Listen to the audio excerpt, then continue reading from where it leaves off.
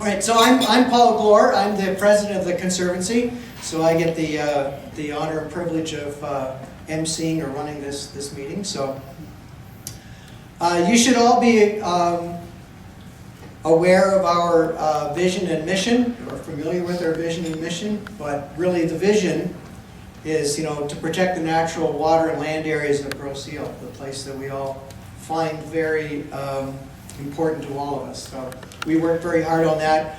Our mission is to promote for public benefit the preservation, stewardship, and understanding of natural resources of our area. And that involves really two things. One is the protecting the land, either by acquisition or easement or whatever. So we try to protect the natural areas, or we work with other organizations to protect the natural areas.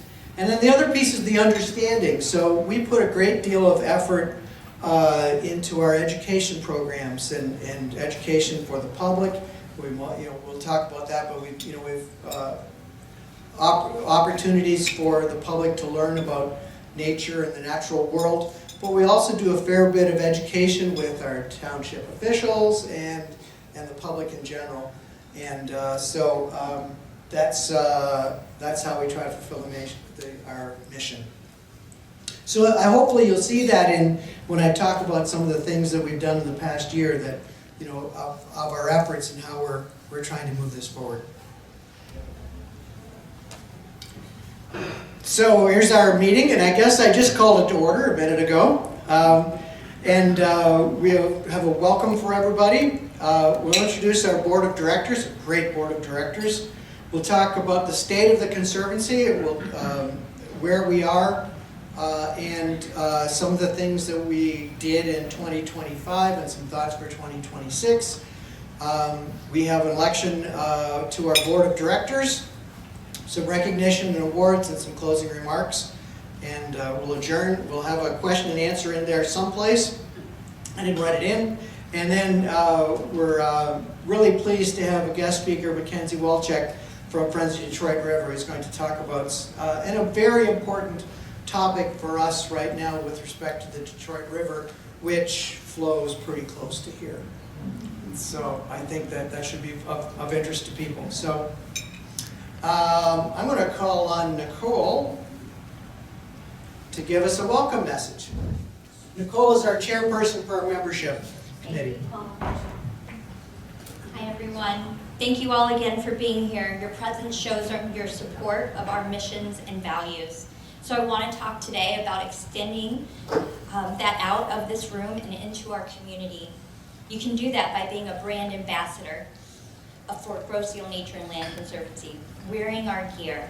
It means you're someone who likes the natural spaces here, and you're willing to share that with others. Grosse Ile Nature and Land Conservancy works to protect places around the island, the woods, the shoreline, the trails. A lot of us already enjoy those spots. Maybe you walk your dog there like me, bike through, or just like knowing there's still some quiet nature left on this island. As an ambassador, you help others notice too. Maybe you invite a friend for a cleanup day. Maybe you post a picture from one of your hikes. Maybe you just say, hey, this place is cool and it's worth keeping it that way. You don't have to make speeches or convince anyone of anything. You just stay connected to the Grosse Ile Island and share that naturally. That's really it. Appreciate the island, help out when you can, let other people know it matters to you. We have merchandise available to speak for you and open up those conversations with your neighbor. We appreciate you all spreading the word and showing your pride in our mission and our values. Thank you. I hope to see you at an upcoming membership meeting. Thank you.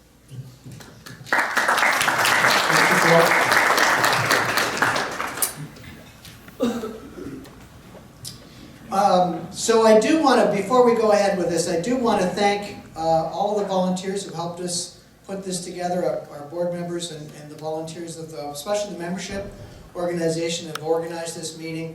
Thanks to Grosse Ile Golf and Country Club for hosting us. Thanks to the people who've come from maybe across the state to come visit us. I appreciate that you're here. This is our 2025 Board of Directors. As you can see, it's a fun group, although that's from a year ago, but that's kind of how we get along, right? So maybe I'll read this off if I can have you stand up when I call your name. So I know that Vicky Desjardins isn't here today. Jason Elzane is there, okay? Me, Jonathan Hodge is there, right? Liz Hugel is taking photographs, I hope. Yep. Alyssa Issam, not here today. Peter Kantz. Nice standing, Peter. Katie Kobalak-Rodnicki. Back there, you'll hear from her a little bit later. Kathy Lavalier. There's Kathy, good. Nicole, who you just met. Eric Michaels. There he is. Victoria Murphy. Bill Natrub. Amanda Phillips. I know Amanda's not here today. Isabella Rista. There you go. Doug Thiel. And Joanne Wilson. So that's our 2025 Board of Directors. So thank you very much for all that you do.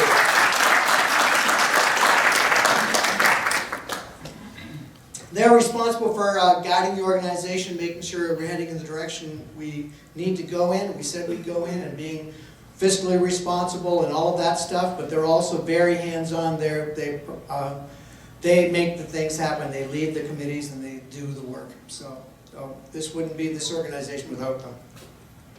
Thank you. So let's talk for a few minutes about the state of the Conservancy.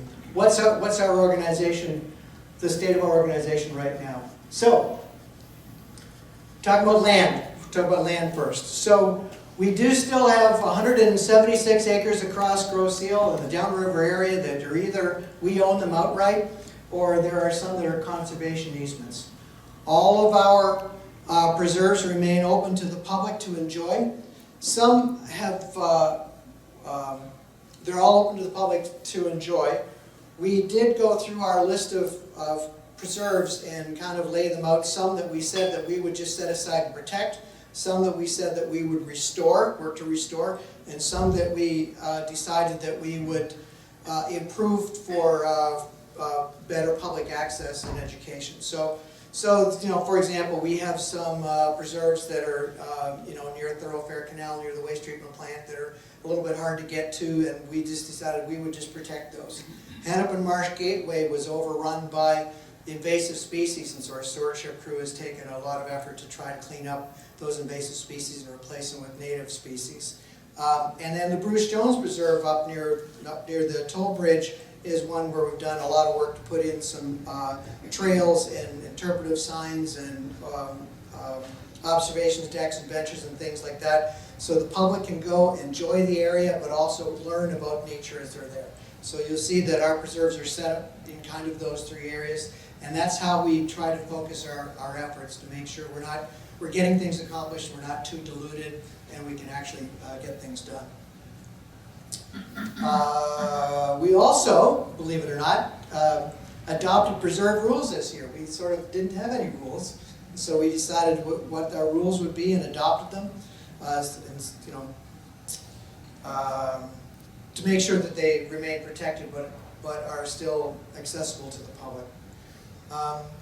And in 2025, while we had no acquisitions were completed, we've done a fair number of evaluations underway, and between us, I expect we'll be able to make an acquisition this next year, 2026, or something like that. But we're always on the look. We do have a prioritized list of properties that we would like to see around, you know, be protected on the island. It just comes up to when things become available, or if we have the resources, or whatever. So that's our land acquisition team is involved with that.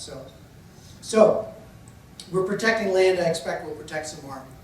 You have a question, John? Oh, you can't hear me. Sorry. Thank you. Either that or you're taking a drink back there. Wasn't sure what it was. Sorry about that. Public engagement. So I grouped a few things together in terms of public engagement for this. So we do have active members. We had, you know, I don't know, 23 members in 1993. You know, we've had about a high of 200 members when we had our 25th anniversary. This year, I think we have 174 active member households, which is down a little bit. So, you know, if you're not a member, fill out the envelope. But, you know, the members are important to us because they, you know, provide some funds, but they also participate in things either as volunteers or whatever. So it's important for us to have member households here. We also do, though, have I think a significant email outreach to people. We've got about 1,200 people on our email list that get notice of our events every month. Roughly, we don't want to fill in people's inboxes, but you know, these are people that are either members, but they become, or just people that have become known to us. They signed themselves up, or they've come to some of our events. We put them on the email list so they get the information. So,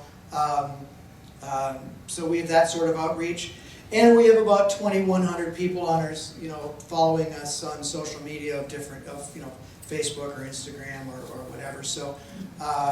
That people also follow us in those things. So, you know, that's kind of a Venn diagram of overlapping people between members and social media people and stuff, but, you know, we're very working to stay engaged with our community so they know what we're doing and they become involved as they choose. And feel free to tag us. Yeah, that's right. Our social media manager over there. Yeah.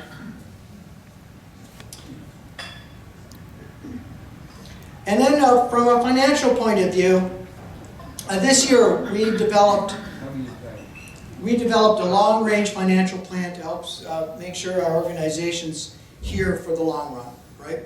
So, you know, thanks to a generous gift from the Jackson estate, we were able to set up an endowment and investment portfolio in past years. So this year what we did is we put together the financial plan to actually say, okay, now that we have this, what can we do? What can't we do? How do we prioritize what resources we have?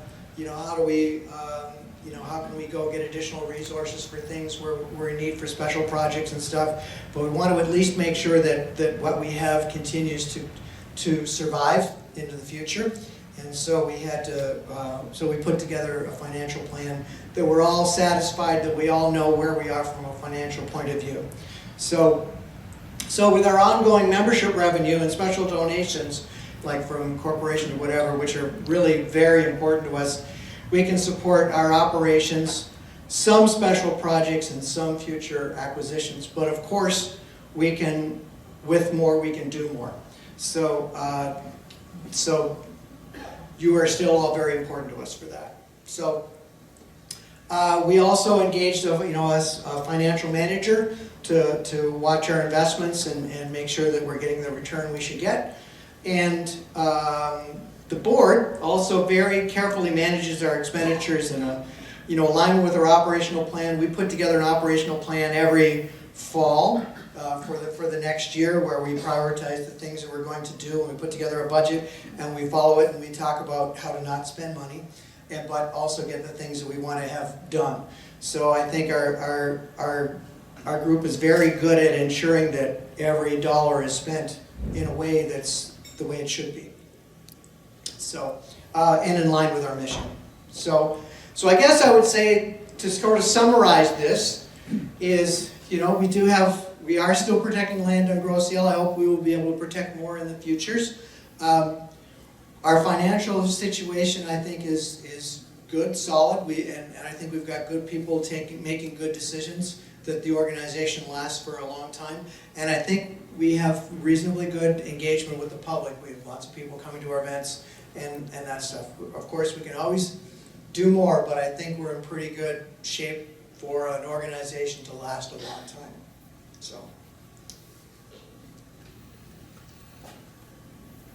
So let's look at 2025.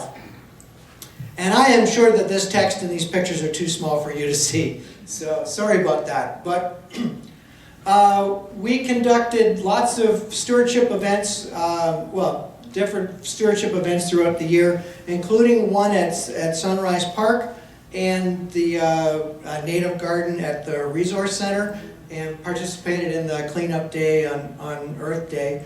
Plus, we've got the Monday morning stewardship crew that goes out on Monday mornings and works on our preserves they do a ton of stuff. So that happened. We had 29 educational programs this year. That's a lot, I think. But we've got a very active education team and chair, and we've also decided to contract with Metro Parks to provide experts to come and talk with us or lead walks or whatever on various topics. So we bring in experts to talk on things. We've also had some field trips. So, like for example, Doug Thiel took the high school environmental class, whatever the class was, on a walk through Bruce Jones Preserve to talk about the native trees. So we got the high school kids out there in the woods, right? And we participated and spent a couple days with the Grosse Ile Rec Department summer camp. So with younger kids, I don't know how old they were, right? But younger kids playing in puddles and looking for creatures and walking through the woods and looking at trees and creatures and whatever else. So that was there. And also some scout events or Girl Scout events, some of there. We participated in the Downriver Kayak Wetlands event this year. Way back in 2012, we did a kayak event and had a bunch of people get to see the water around Grosse Ile. But this year we decided to bring that back. We partnered with Friends of Detroit River and with the Downriver Linked Greenways. Did I get that right? Yeah, Downriver Linked Greenways to also hold a kayak event to bring people out onto the river and to go through the wetlands. We had Natalie Seifer as a naturalist along with us. And so we were able to stop at different points, and she was able to point out things of interest in the wetlands, or just answer questions that we went around. You know, we had a few people from, I don't know where all the people were from, but talking to them during the event, we had a few people from Grosse Ile, but we had people from Lansing, we had people from the northwest suburbs, all over the place, right? Ann Arbor Way. So we got a lot of people to come and go kayaking with us. We were probably 25 people on the water. You know, we went through the Gibraltar Bay and some of the wetlands behind Elba Island, around Sugar Island, Frenchman's Creek, and back, and saw lots of cool things. So I think we're going to do that again this year. So good. We held an Earth Day event. Earth Day is important to us, right? Every day is Earth Day, but Earth Day is important to us too. So we participated in the All Island cleanup, and then we also cleaned up our own preserves. And we had speaker events at our resource center. We gave the Bruce Jones Scholarship to Jamie Lofsted. Jamie's right there. And then she came out and walked with us at Island Fest, handed out flowers, flower seeds. So we participated. Yeah, so one of the nice things about being on Macomb Street with our resource center is we now can participate in Macomb Street events. So when they have things going up and down Macomb Street, we can be there on the sidewalk talking to people, answering questions, talking about the native gardens that are right there, and be very engaged with people. And we're also participated in Island Fest with a booth down by the airport and a walk in the parade. We had one Eagle Scout project that finished up at the end of last year, beginning of this year, at the Bruce Jones Preserve. That was a observation platform. So the observation platform at Bruce Jones Preserve was right there. And by the way, that's Dr. Roscoe's environmental class standing there. There's a bench on that platform now that was given, donated, and the stewardship team added that. Excuse me. Published issues of the newsletter. I don't know. The members get the newsletter at home in the mail. The rest of us can, or other people can pull it off the digital copy off our website. But our newsletter is outstanding in its quality and the articles that are there and stuff. So I'm standing here bragging about the newsletter, but thanks, Katie. If anyone wants to write for the newsletter, let me know. Yeah. We are also you know, one of our aspirations is to also be involved with other organizations, and one of those is the community advisory group for the McLeod site. Since it's just over there, it's important to us. It's not on Grosse Ile, but we want to know what's going on. And so we've been involved with that from the very beginning, and Doug Thiel serves as one of the leaders of that team. And so that team is responsible for helping to get the word out or take community concerns back to the EPA. Of course, we collaborate with Open Space. I think we've got a good building relationship with the Open Space Committee and the Parkway Trail. There's a trail that Open Space has put through, I don't know, we call it Parkway Woods, I'm not sure what the woods are called there, behind our resource center. And so now you can walk from Macomb Street through our resource center, past the native garden, into the trail, and walk all the way back to Parkway or around a loop there. So that's available. Some of the more boring stuff, but I think it's really important for long-term, the longevity of the organization, is we spent a fair bit of effort documenting our key procedures and policies, deciding how we're going to do things. So things like our volunteer policy and our grant writing procedures and all that kind of stuff. We put a lot of effort into writing down how we do things, because we don't want to forget how to do something if somebody leaves. So that's important for us to stay around. And then continue projects at Hennepin Marsh, the Resource Center, and Bruce Jones Preserve. So that's some of the year. So I mentioned the Hennepin Marsh Gateway project. That's continuing. And I said that was where invasive species had taken over buckthorn and phragmites and honeysuckle. And our stewardship team has put an awful lot of effort into cutting those down, removing that, and has been replacing those with native plants that either we plant or they come up on their own, or we put seeds down. And there were some short trails cut for some access to different areas. That's a multi-year project that's ongoing. It, quite frankly, it may go on forever, but things are definitely looking much better. There are flowers growing there. So please take a walk through there.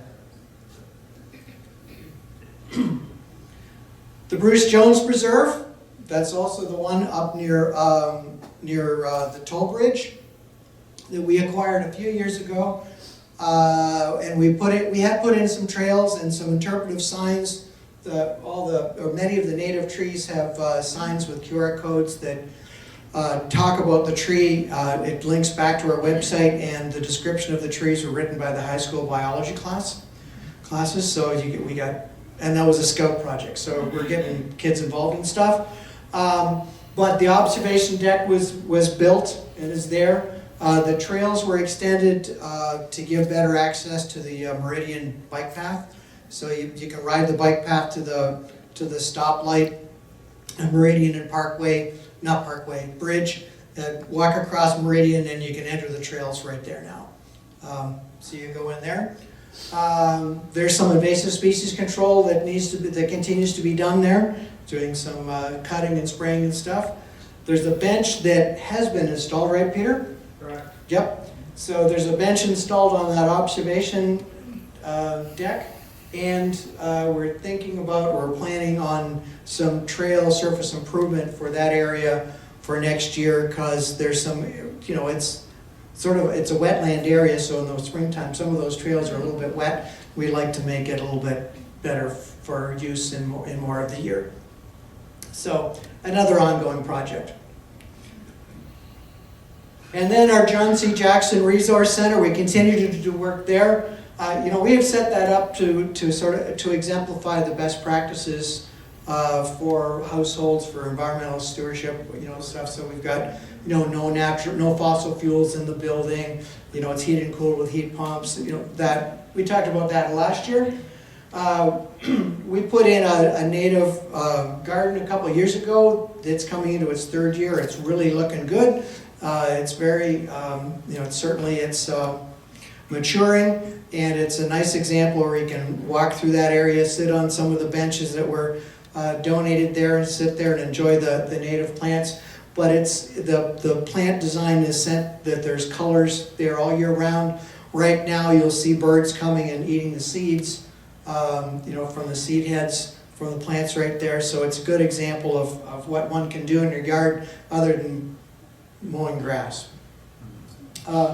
Last year we installed a native tree nursery. We wanted to start growing some of our own trees that we will plant on our preserves or something, right? Native trees are getting a little bit hard to find, so we said, well, we've got the area, let's set up a nursery. We can buy small, what do you call them, Doug? Tree seedling. Tree seedlings. Well, that was easy. I think you call them sticks or whips or whips. You call them whips. Yeah. There we go. Bare root whips. Yeah, bare root whips. Thank you. And then we can grow them to a reasonable size and then plant them someplace else. So we have a supply of these things.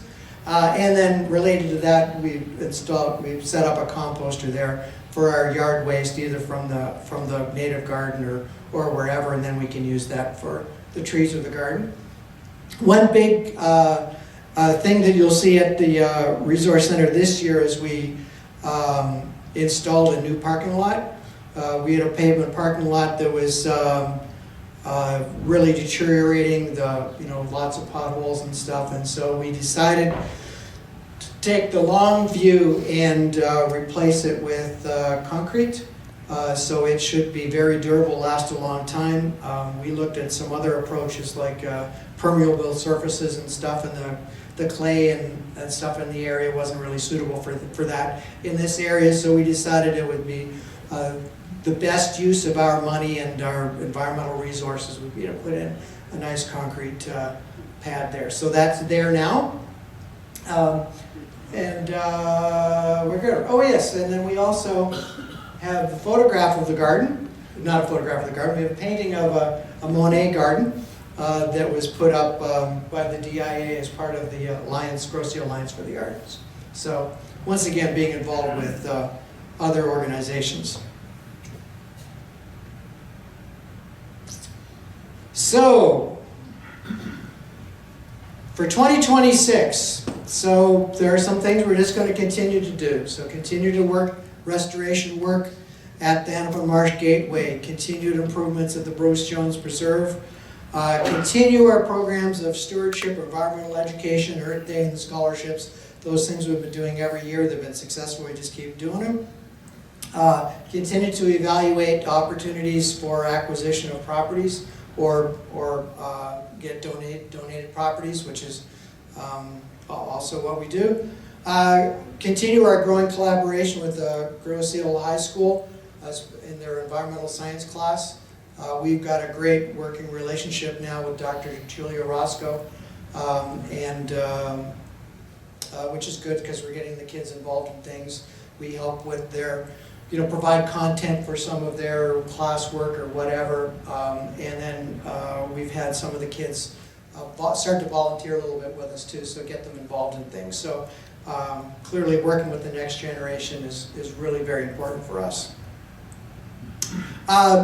Once again, continued collaboration with other like-minded organizations, because we realize we can probably do more to further our mission by working with others who have similar missions. So, we work with the Friends of Detroit River and Open Space and these other organizations. I think it's the way to be better, right? And we were also part of the steering committee for the Grosse Ile master plan when they put that together. We were expecting that there would be some, and there's some projects and work that could come out of that master plan, what the public wanted to have. We thought there were some that we could be involved with because we thought that they're aligned with our mission. We were kind of hoping that that master plan would be approved like last January, but it didn't get approved until much later in the year. So we think that there are identification of some projects that we think in the master plan that we think we will like to be part of in the future. So we'll begin to do some work in that. And I know Bill Stevenson and I chat quite a bit about some of these things, of open space, chat about these things, right? So, good. So we're trying to make the whole island better. So lots of good stuff coming up. Okay, election to the board of directors. So were there any questions on any of that? I kind of went over that very quickly. I think what I want, the takeaway from that is that I want you to know that I think we've got lots of activities going on that further our mission. This organization does a lot of stuff and impacts a lot of people, and I think we're being successful in that. And I think next year we'll continue to do that. Okay, board of directors. So I'm going to ask Doug Thiel to come up and run our election for the board of directors. Thank you, Doug. Thanks, Paul. I don't know if you want that or not. No. Okay, first off, just to mention the process, we form an ad hoc committee called the nominating committee, which is formed in the fall every year, and it has two purposes. One is to develop a slate of directors for the next year, and also prepare a slate of officers for the following year. So it's, as I said, an ad hoc committee. We do our work and then we dissolve the committee. This year's nominating committee members included Paul Gloor, who was the chairperson, Amanda Phillips, Joanne Wilson, and myself. And I'd like to thank each of the members for their contributions to the committee's work. So, we have had 4 board members either leave earlier in the year or leaving at the end of this year.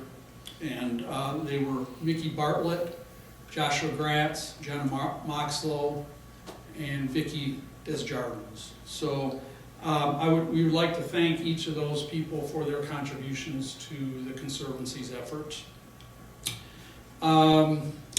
We have, the way our bylaws work, you're allowed to be on the board for three-year terms, and then you have to take a year off after three-year terms if you're re-elected for 3 consecutive terms.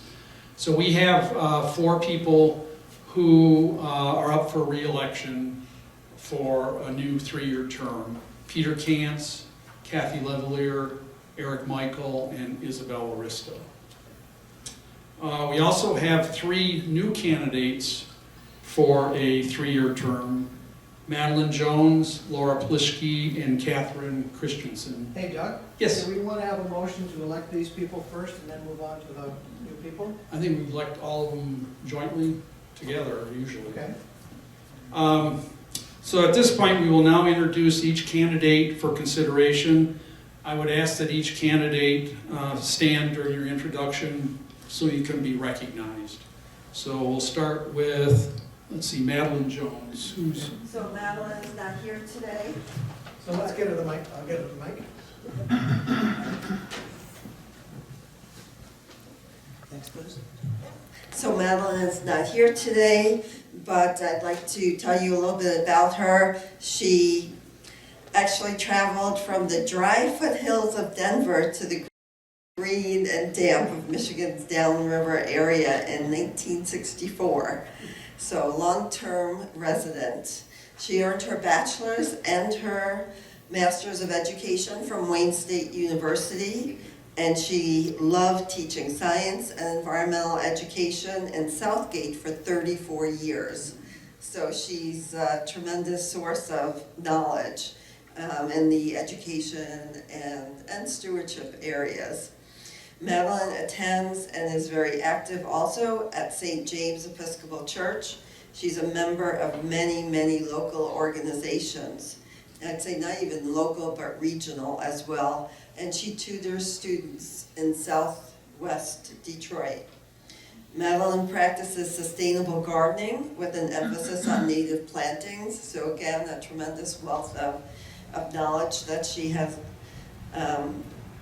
developed and is willing to share with us. She enjoys wildlife and, like most islanders, has ongoing experiments with deer-resistant plantings, as so many of us have. Madeline is excited to be working with island people who advocate for the environment, and we're very much hoping that you agree and will elect her today for a 3-year term. Who's next?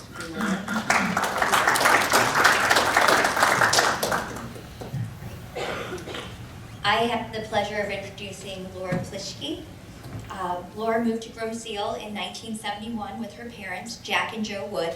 She's married to Kurt, has 2 adult children, Jacob and Catherine, and 3 grandchildren. Both Laura and Kurt, along with their children, are Grosse Ile High School alumni. She enjoys birding, sailing, kayaking, skiing, walking outside, and working in her yard. She grew up tent camping and canoeing all over Michigan. She is a past chairperson of Ladies' Night at the races for West Shore Sail Club. It is time spent outside that brings her peace and relaxation. Laura loves living on Grosse Ile for the small town community, great schools, and the amount of accessible green space and waterways connected to the Great Lakes. She is proud of her island neighbors and the township leadership who prioritize protecting our rural atmosphere through open space and setting an example for our other communities to follow.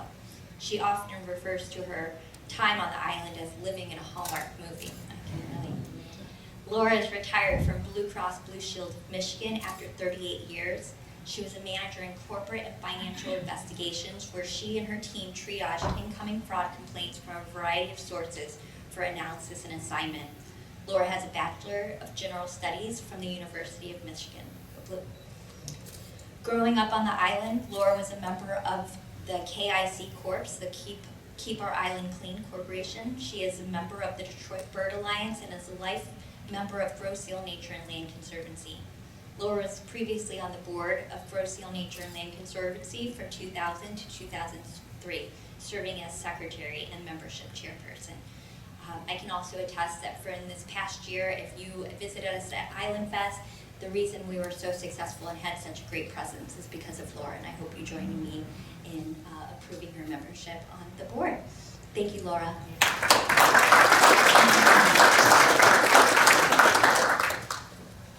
Hi everyone. I have the pleasure of introducing nomination for Catherine Christensen.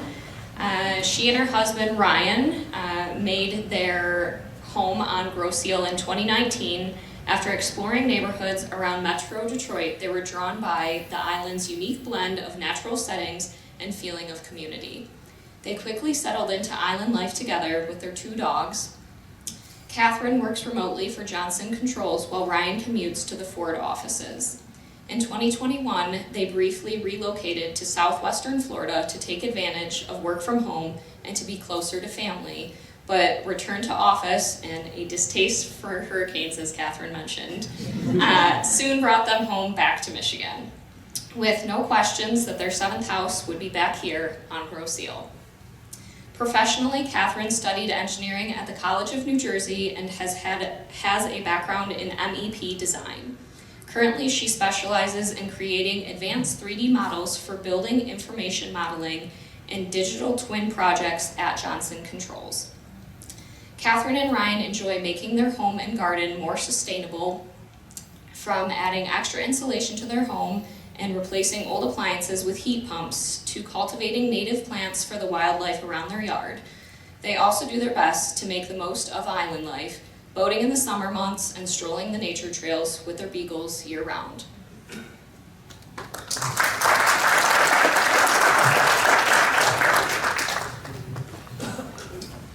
Okay, so at this point, I'd like to make a motion to elect the slate of Board of Director candidates as presented. Is there a second to the motion? Second. Okay, Peter Kantz. Motion, all those in favor say aye. Aye. All opposed say nay. Motion passes unanimously. Congratulations to all the 2026 board members, and this concludes the nominating committee proceedings. Thanks very much, Joe. Wow, what a great group of people we've got coming onto the board this year. So thank you very much for agreeing to be part of our future. Okay, recognition and awards. I want to thank some of the major donors and corporate sponsors. These groups or these people or organizations have contributed a substantial amount of money to our organization, and we use that to further our projects, and so we greatly appreciate it. So there's the Jones family, like of Bruce Jones fame, BSF Corporation, the Meyer family, Melvin Chinowski. The Pellet family donated the bench that's at Bruce Jones Preserve. The Rock family donated a bench for Anne Marie Rock that'll be installed at the airport natural area next year. I think the Nussbaum family and Kathy Levalier. So thank you very much for these corporate donors and major donors.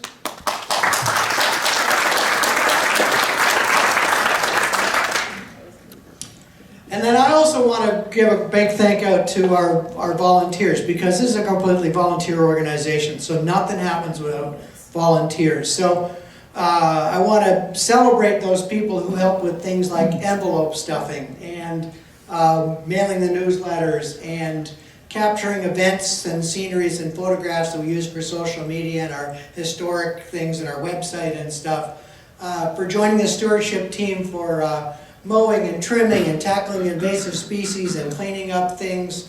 The people who plant and water, weed the garden at the resource center, though we don't have to water the garden anymore, it's mature enough. Participate in the cleanups.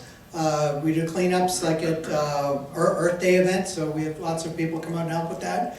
People who assist with that educational programs, either they come and just help with the sign up or set up chairs, or in some cases we've had people like lead the events. So we appreciate those volunteers. We have people who participate on our membership committees, our finance committees, and land acquisition teams. So so that's some of the more back office stuff we sort of do, less public facing, but really important for the organization. Contribute to the newsletter. Did I mention the newsletter? It's a really great newsletter. Okay. The newsletter, we need people writing things, sharing photographs and stuff for that. People who represented us at Island Fest. We set up a table at Island Fest or on Macomb Street. We have some of our volunteers. You don't have to be a board member to be at those events. Just show up and talk to the public about the things we do and answer their questions. It continuously amazes me how many people I meet along Macomb Street who don't know what we do and don't know, of some of the resources that are available to them. Go to the preserves or whatever, and many of them are very happy to learn about these things. And of course, new people.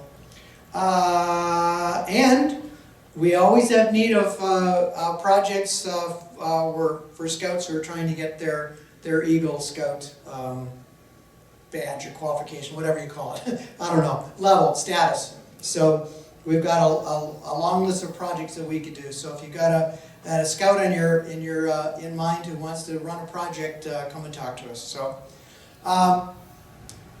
if you're interested, if you're not a volunteer, you want to be interested, just talk to us, reach out. There's lots of things to do. We need help in all sorts of different areas. It can be a fulfilling, rewarding experience. It's not just planting trees, but planting trees is fun, right? It can be a variety of things. So come talk to us. But we couldn't do any of this without volunteers, so thank you very much, volunteers.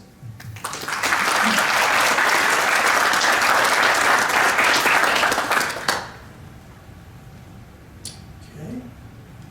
Conservationist of the Year. So this is the big one. And I actually have notes for this, so pay attention to this. So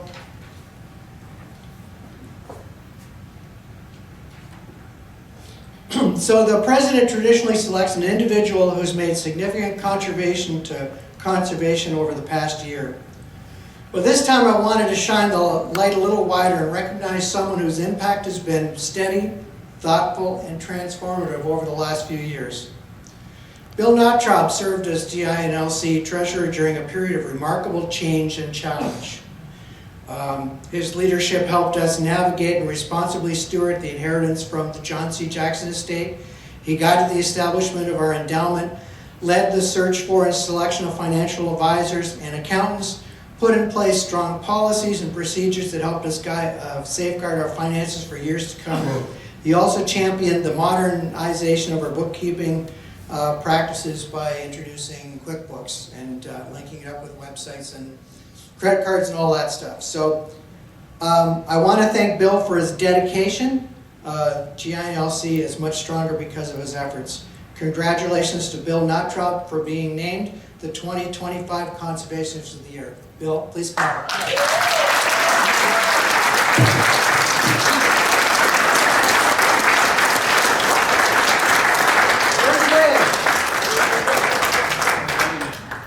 Where's Liz? She's got the camera. Taking a video.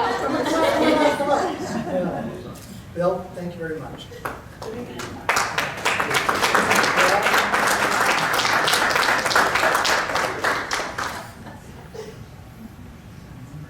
We're good? Thank you very much, Bill.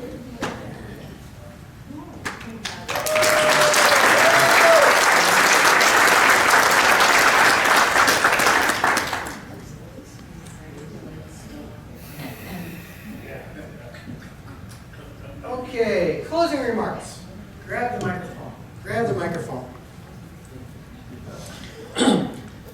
So I want to wrap this up here a little bit. Oh, we're doing good on time. So we do have some events for the remainder of the year. Tomorrow is the evening lantern hike at the airport natural area in the evening. Dress warm. Yeah, dress warm. Do they need to bring a light or anything? Do you know? Okay, show up for that. That'll be fun. Tuesday, November 11th is Winters for the Birds. And that will be at our Resource Center run by our friends at Wild Birds Unlimited. I tell you, they give great talks. You know, they come and I really enjoy their talks. That's Tuesday evening at 6.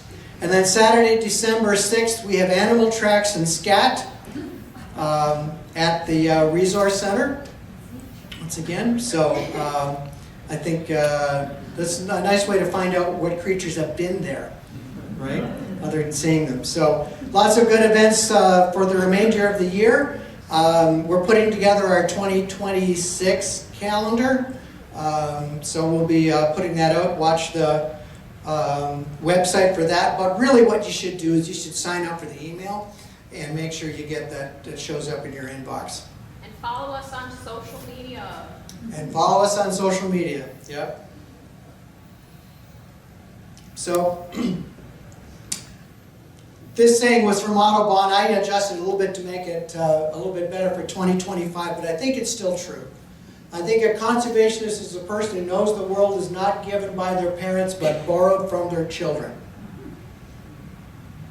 So that's a motivational thing for me. I want to make sure the earth is a better place for my kids and grandkids and everybody's grandkids. So I think that's really the philosophy that we have in the Conservancy. Okay, so that concludes our business section. Are there any questions or Q&A that come up? But I know Pam has a statement an announcement she wants to give. So maybe I'll walk over and give this to Pam. Pam Frucci.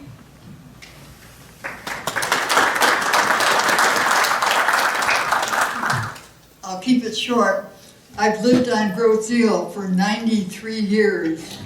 Went to high school here, graduated from high school here, and I give free tours of Thiel. So if you're new to the island and want to know more about the history and various facts, I give free tours. So see me and I'll make sure that you're included on a tour of our wonderful island. Thank you, Pam. If anybody wants to take advantage of that and they don't know how to get a hold of Pam, just shoot me a note, something, we'll get you connected. Any other questions I can answer? Hearing none, I think I'm going to call to adjourn the meeting. Okay, Katie seconded. All in favor? Aye. Thank you very much.